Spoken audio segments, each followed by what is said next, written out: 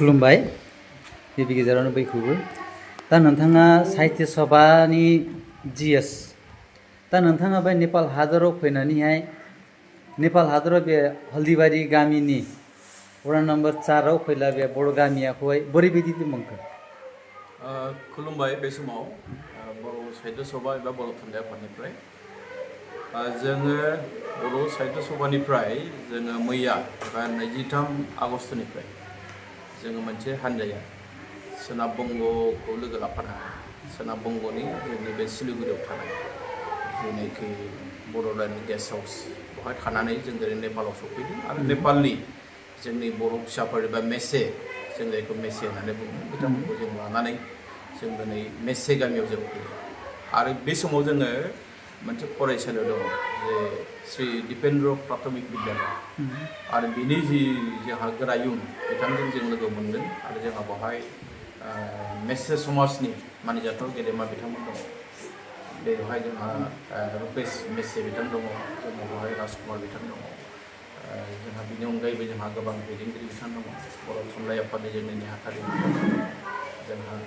doctor प्रनति Narzary बिथां दङ सयन्द्रनाथ बसुमतारी दङ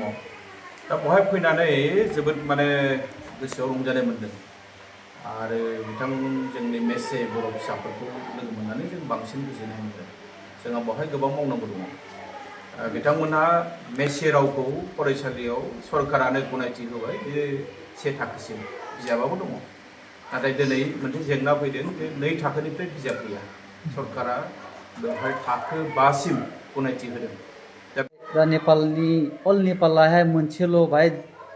आयनाबारि गामियाहाय दिपेन्द्र प्राइमारि स्कुलावहाय बर' राव जे रोखोमनि फरायदों बाहाय दा फरायसालिया दा बिनि थाखाय नोंथांमोननि प्रसेसनिफ्राय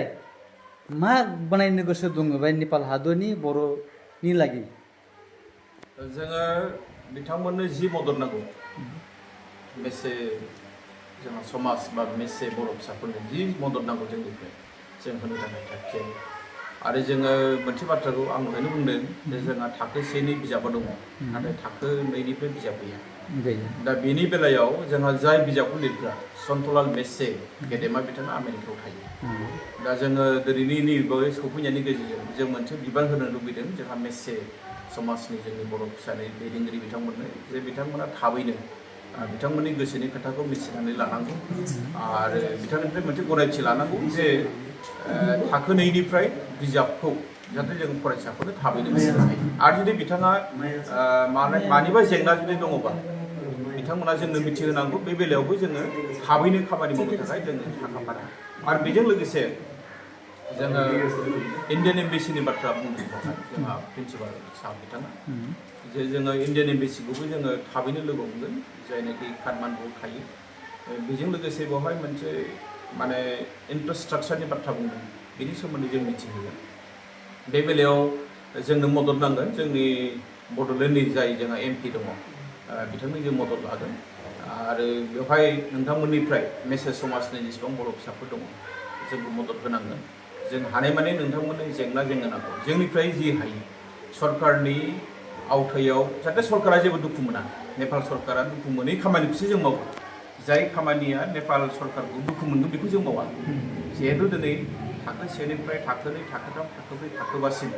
नेपाल सरकारानो गनायथि होखाबाय जोंहा दा बिजाबसो गैया बे बिजाबनि बेलायाव बर' थुनलाइ आफादा खामानि मावनो थाग-थियारि गोजोन्थों साबायखर बावहरबाय आरो दायो दा बे जोंनि बे नेपाल हादरनि मेचे जातिनि थाखाय बिराद गोनथाव खौरां बेयो मानोबा दासिम इन्डियान गभर्नमेन्टनिफ्राय बेबायदि कुनै प्रग्राम फैयाखैमोन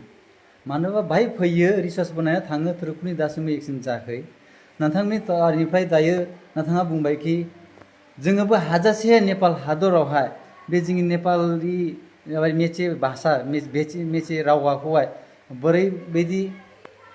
जौगाहोनो हानाय बोरैबायदि सेभ बानायनो हानाय बिथांमोना हाजासे अजानिफ्राय प्रेसारखौ नायनायनि बिदि जोंनि गेजेरावनो दाना होबाय बिथांनि बिबुंथिया दा आं बे लास्ट सफैदोंसै दायो नेक्स्ट प्लानिंआहाय जस्ट' बे बिल्डिंनि बारि बाथ्राबो बुंबाय जोंनि प्रिन्सिपाला बेखौहाय हाजासेया मासिमथो बानायनो हागोन नोंथांमोनालाय नोंथांनि पहलनिफ्राय जायनिफ्राय जोङो बे बेलायाव आं दहायनो बुंदों जे जोंहा प्रिन्सिपाल साबा जि बुंबाय आरो बिनि आगोलावबो मैया जोंहा जोंनिनो नोंथांमोननिफ्राय थांनानै जोंखौ बुंखादों बे बेलायाव जोङो बोरै हायो बे खामानिखौ मावगोन आरो बियो इम्पसिबोल नङा बियो पसिबोल बियो मोनसे जोंनि बेवहाय मेसेफ्रा बेवहाय मस्ट प्रब्लेम माने ओरैबायदि मोनसे थासारियाव दङ जे बिसोरनि रांखान्थि बिसोरनि समाजखान्थि आरो बिसोरनि अनजिमायाबो जोबोद एसेल' दा दिनैनि दिनाव जुदि जों नायोब्ला इउएनअनि बेलायाव इउएनअआ मोनसे पलिसि दङ जायफोर हारिया एसेल' बेखौ जोबनो होआ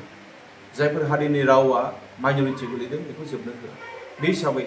जोंनि मेसेफ्रा बेवहाय जाहाथे नेपालाव जोबनानै फैया बिनि थाखाय जोङो बे गासैबो पइन्ट्सखौ लानानै जोङो इण्डियान एम्बेसिनो जों गांसे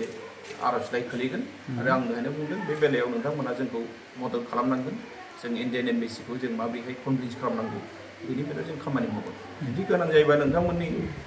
सरकारनि मुरब्बि जों बिथांमोनखौबो लोगो हमगोन बिथांमोननोबो जोङो माने गोसोखां बिलाइ होगोन जाहाथे नोंथांमोननि जेंनाया दिनै नङा गाबोन गाबोन नङा समफोर मोनफा मोनफा जोबलांबाय थायो आरो नैबे बाथ्राया सैथो जे मेसे रावनि बेलायाव जोंनिफ्राय जेबो रोखोमनि जाबसिननाय जानाय नङा मेसे रावा मेसे रावनो थागोन नोंथांमोननि आसारखान्थि नोंथांमोननि राव बेखौ जों बेबायदि थानायखौनो लुबैयो जोंनिफ्राय माबा मोनसे जाबसिननाय इम्पजिसन बे रोखोमनि खुनु पद्धति जाया नाथाय जोंनि जि सम्पर्क बे सम्पर्कआ अराय सम थागोन जोङो नोंथांमोननि बेवहाय जोंनि राव थुनलाइ नोंथांमोननि हारिमु नोंथांमोननि सिनायथि जों बेखौ थानायखौ लुबैयो रोजा रोजा साबायखर बावहरबाय आङो दायो दा जों बे साहित्य सभानि 14 मेम्बारफोराखौहाय गोसो गोरबोनिफ्रायनो साबायखर बावबाय बाहायनिफ्राय नेपाल हादरनिफ्राय मानोबा बिथाङा जोंनि बे नेपालावहाय बोरैबायदि बानायब्ला जोंनि बे रावफोरखौ जौगाहोनो हानाय जोंनि क्लासफोरखौहाय बोरैबायदि स्टेप टु स्टेप आपडेट बानायनो हानाय बे गेजेरावनो सावरायबाय दायो जोंबो बाहाय नेपाल हादरनिफ्राय मा खावलायहरनो जाबाय होमब्ला जस्ट' हजायनिफ्राय बिथांमोना हाजासे बेसेबां प्रसेस बानायनो हायो बानायथों जों फुलि सापर्ट दं नेपाल हादरनिफ्राय नोंथांनि सपनिफ्राय पलनिफ्राय बेसेबां बानायनो हायो नोंथांमोना बानायो आरो जोंनि बाय कुनु बिदि कुनु खस्थ'बो जों होआ नोंथांमोनखौहाय जेखि जायो जों बर' समाजा बहाय थांनानै जायो गभर्नमेन्टजोंहाय आथिं दैनानै जायोना सिउजुखायनानै जायो जेरैखि जायाब्लाबो जों बेखौ आरो प्रग्रामखौ साक्सेस बानायनायनि मानो बायनो बुंबाय आं बेखौ खिन्थादोंबाय बेखौहायबो आंनि पार्सनेल तरफनिफ्राय गोसो गोरबोनिफ्राय साबायखर बावहोबाय आं